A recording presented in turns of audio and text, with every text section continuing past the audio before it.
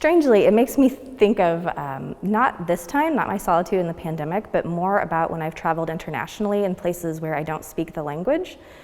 So when I've traveled in places where I don't speak the language or where I speak it very minimally and not fluently, there's this feeling of quietness because you can't understand everything that's being said, and that's the same sort of quietness that I feel in a lot of these paintings. In a way, yes, it does. I think that, when you're looking at his paintings, you have to understand that it was just a moment in time, and that right after that painting was done, life moved on. And it's, in my mind, it's beneficial to kind of know that life is going to move on after this pandemic, and kids continue playing outside after like the motel scene, or that woman had a good cry and then took a nap, and I just think that's really, it's important to know that life moves on. I don't know that I would use the word solitude from my experience of the pandemic. I am working from home. I have a partner who's working from home and 2 small children home with us. So though we are an island, I would say, we are never alone.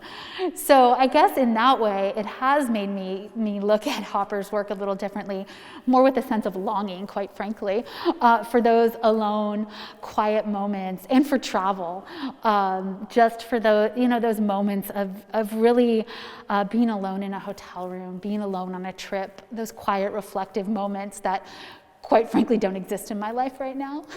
I struggled with this one because I think I spent a lot more time reading about other people's solitude experiences and trying to think about how that would apply into the show than I was thinking about my own solitude, especially because being at home with my spouse the entire time, we actually were seeing a lot more of each other than we normally do on our regular offset work schedules.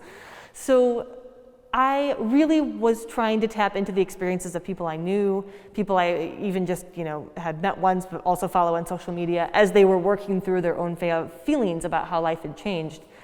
And I think it did bring something different to the table for me. I think, but more in the way that we like to read our own experiences into paintings, right? And I think that's a wonderful and valid thing, that you can look at a Hopper painting and if you see solitude in it, is it because you might be feeling solitude in that moment? Absolutely, and I think that's an okay thing.